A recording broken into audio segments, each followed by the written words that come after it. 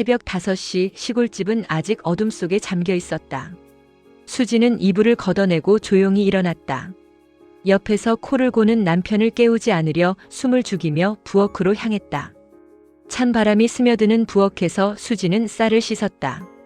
물소리가 유난히 크게 들리는 새벽이었다. 밥을 안치고 된장찌개를 끓이고 김치를 꺼내 접시에 담았다. 시어머니가 좋아하는 나물 반찬도 빠뜨리지 않았다. 어머니, 진지 드세요. 상을 차리고 조심스럽게 안방 문을 두드렸다. 박 여사는 상을 훑어보더니 인상을 찌푸렸다. 김치가 왜 이렇게 시어? 냉장고 온도 확인은 했어? 죄송합니다. 다시 담아오겠습니다.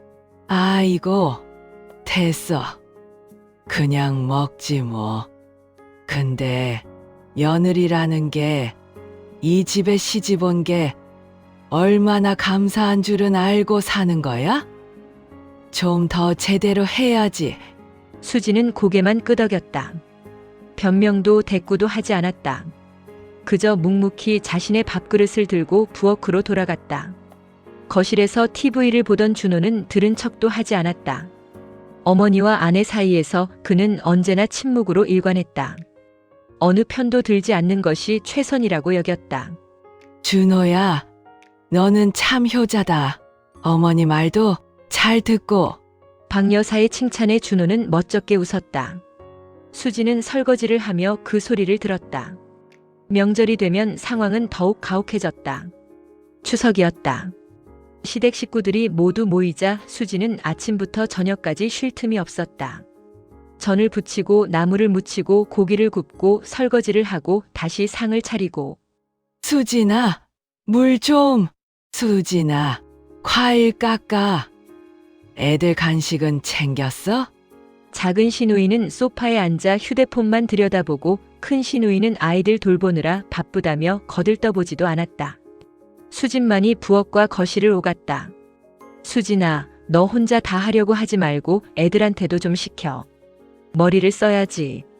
박 여사의 핀잔에 일가 친척들이 웃음을 터뜨렸다. 수지는 얼굴이 붉어졌지만 억지로 미소를 지었다. 밤늦게 모두가 떠나고 나서야 수지는 주저앉았다. 발은 퉁퉁 붓고 허리는 끊어질 듯 아팠다. 그러나 내일도 모레도 똑같은 하루가 기다리고 있었다.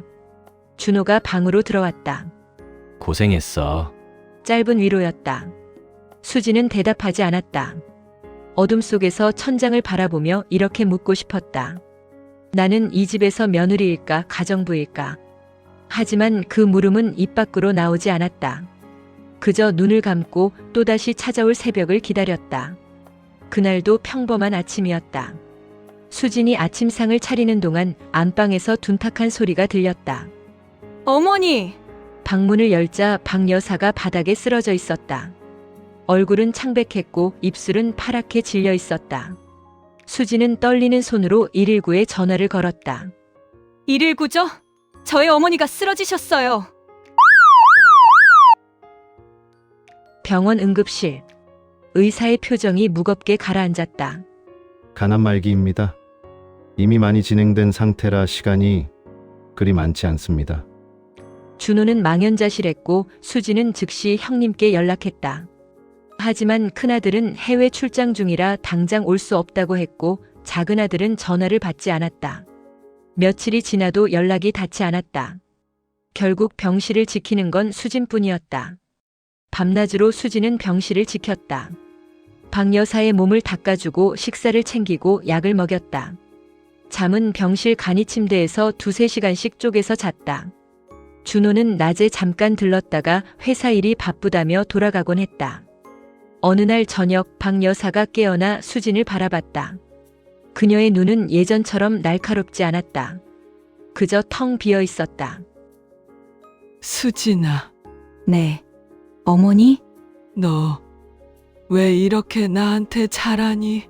박 여사의 목소리는 가늘게 떨렸다. 난 너한테 잘해준 게 없는데. 맨날 구박만 했는데. 수지는 박 여사의 손을 잡았다. 뼈만 앙상하게 남은 손이었다. 어머니니까요. 그 말에 박 여사는 입술을 떨었다. 말을 잇지 못하고 눈물만 흘렀다. 주름진 얼굴을 타고 흐르는 눈물을 수지는 조용히 닦아주었다. 미안하다. 고맙다, 내가. 박 여사는 무언가 더 말하려 했다. 하지만 기운이 없었다. 말은 중간에 끊겼고 그녀는 다시 잠에 빠졌다. 그로부터 사흘 후 박 여사의 병세는 급격히 악화되었다. 의식은 희미해졌고 말을 할 수 없게 되었다. 큰아들이 부랴부랴 귀국했을 때는 이미 박 여사가 혼수 상태에 빠진 뒤였다. 새벽 4시 박 여사는 조용히 숨을 거뒀다. 병실에는 인공호흡기 소리만 멈췄을 뿐 아무 소리도 나지 않았다. 수지는 박 여사의 손을 꼭 잡고 있었다. 여전히 따뜻한 그 손을 놓을 수 없었다. 어머니, 하고 싶은 말이 더 있으셨죠? 수지는 속으로 물었다. 하지만 이제 그 대답을 들을 수 없었다. 장례식장에서 조문객들은 말했다. 며느리 덕에 편히 가셨네. 수지는 아무 말 없이 고개만 숙였다. 그녀의 눈가에는 마른 눈물 자국이 남아 있었다. 장례 이틀째 조문객이 뜸해진 저녁 무렵이었다. 수지는 혼자 빈소를 지키며 영정 앞에 국화꽃을 가지런히 정리하고 있었다. 형, 어머니 명의로 된 게 뭐가 있지? 작은아들 준석이 먼저 입을 열었다. 큰아들 준수는 담배를 비비며 대답했다. 시골집 땅이랑 예금 좀 있을 거야. 정확한 건 등기부 떼봐야 알겠지만. 그럼 우리 셋이 나누는 거야? 당연하지. 법적으로도 그렇고. 준석이 갑자기 목소리를 높였다. 아니, 나는 좀 더 받아야 되는 거 아니야? 형은 해외 출장이다. 뭐다 평소에도 안 왔잖아. 나는 명절 때마다 왔고. 야, 너 연락 두절되고 안 나타난 건 어떻게 설명할 거야? 그건 사정이 있었어. 무슨 사정? 도박 빚. 형제는 점점 목소리를 높였다.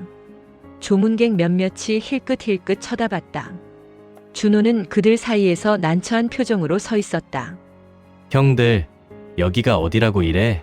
어머니, 앞인데. 야, 너는 빠져.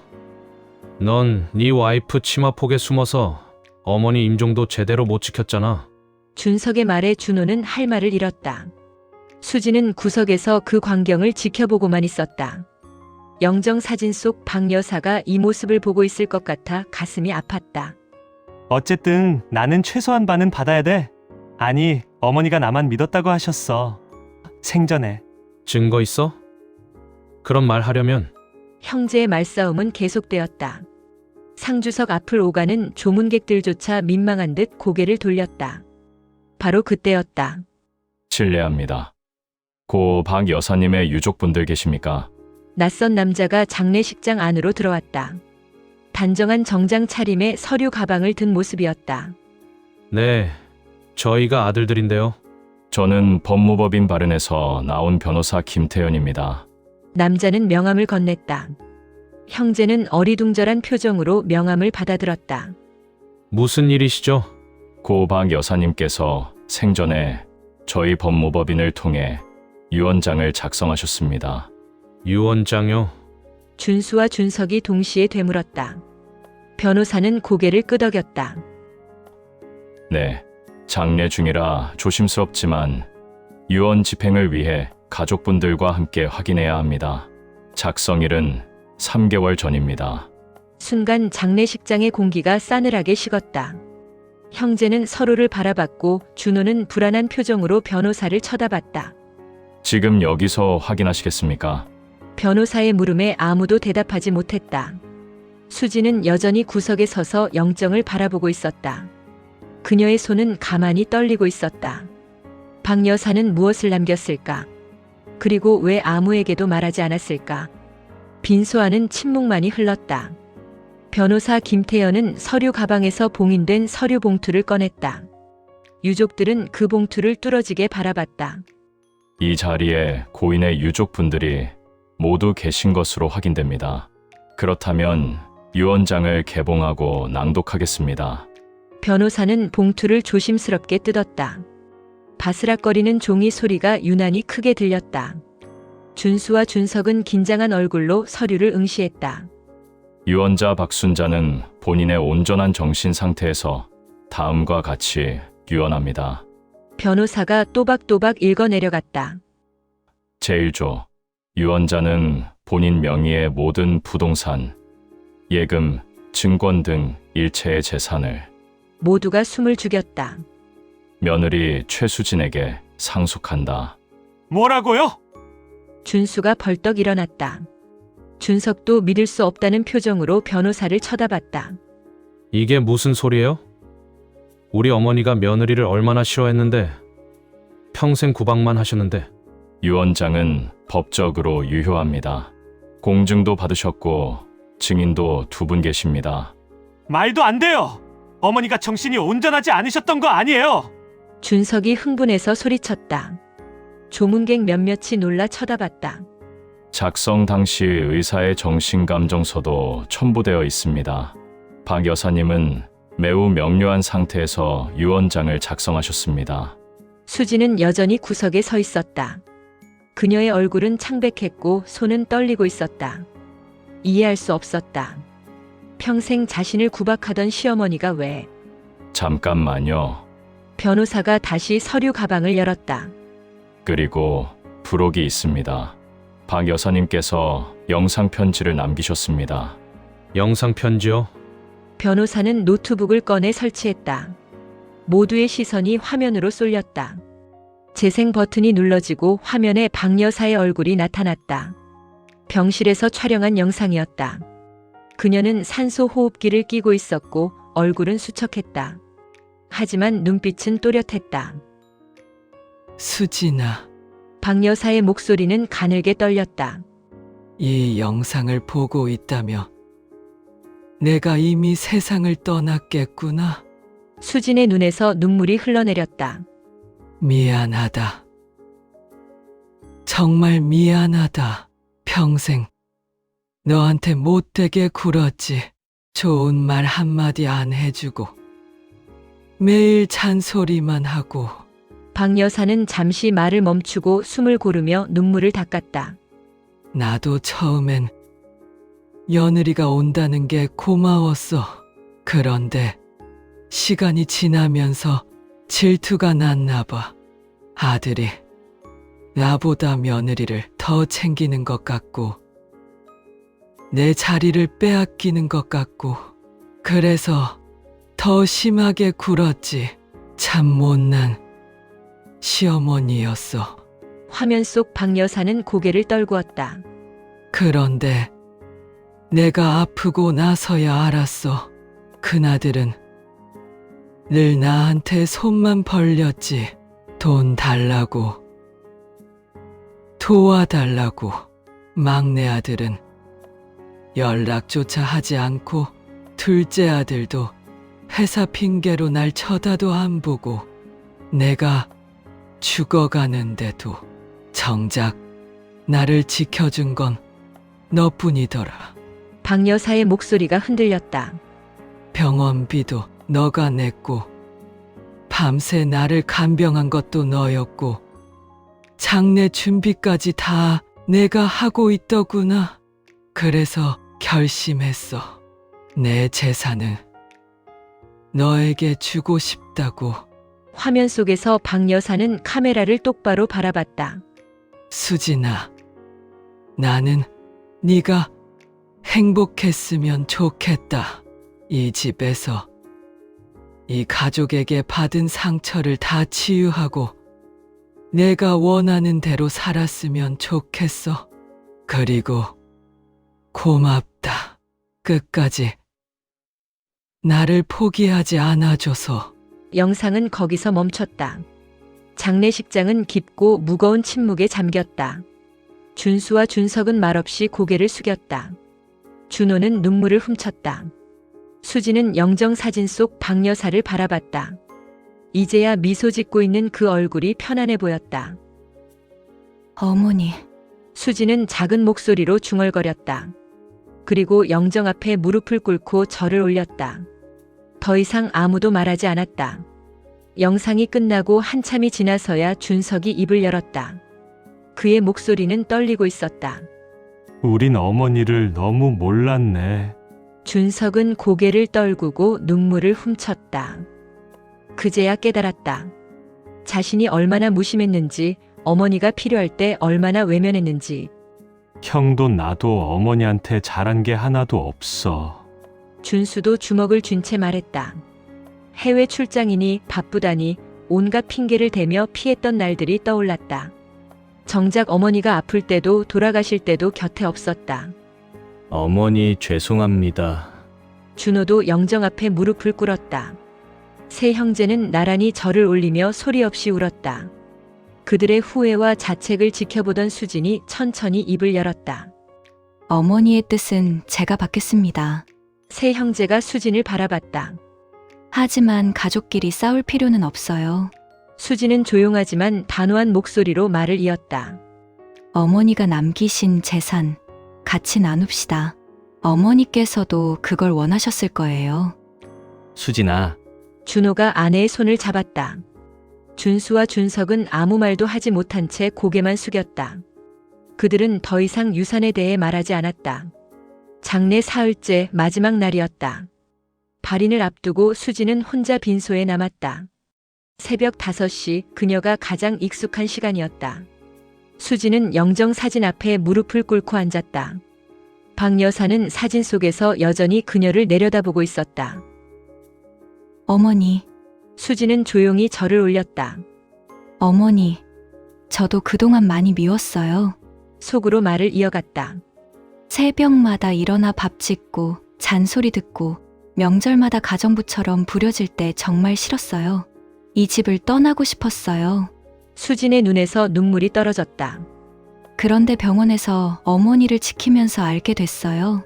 어머니도 외로우셨구나. 어머니도 힘드셨구나. 그래도 이제는 용서할게요. 수진은 영정 사진을 바라보며 미소 지었다. 그제야 마음 한구석이 가벼워지는 것 같았다. 해가 떠오르고 발인 시간이 다가왔다. 유족들이 하나둘 모여들었다. 상여가 장례식장을 떠나고 영정은 화장장으로 향했다. 수진은 영정을 들고 걸으며 생각했다. 시어머니와의 시간들이 주마등처럼 스쳐 지나갔다. 구박도 눈물도 그리고 마지막 병실에서의 따뜻한 손길도. 몇 달 후 수진은 시골집을 정리하고 있었다. 오래된 옷장 서랍 깊숙한 곳에서 낡은 공책 한 권이 나왔다. 박 여사의 일기장이었다. 수진은 조심스럽게 펼쳤다. 삐뚤삐뚤한 글씨가 빼곡히 적혀 있었다. 오늘도 수진이가 새벽같이 일어나 밥을 짓더라. 나는 또 잔소리를 했다. 왜 나는 고마운 말 한마디를 못할까? 미안하다. 수진아, 명절에 수진이가 혼자 고생했다. 나는 아무 말도 하지 않았다. 내가 참 못됐다. 수진이는 착한 아이다. 나보다 훨씬 더 착하다. 그 아이가 행복했으면 좋겠다. 일기장 마지막 페이지에는 이렇게 적혀 있었다. 수진아, 고맙고 미안하다. 내가 이 집의 진짜 기둥이었어. 수진은 일기장을 가슴에 안았다. 눈물이 흘렀지만 이번에는 따뜻한 눈물이었다. 상처로 시작한 두 사람의 관계는 마지막엔 진심으로 끝났다. 그리고 그 진심은 남은 사람들의 삶을 조금 더 따뜻하게 만들었다. 창밖으로 햇살이 들어왔다.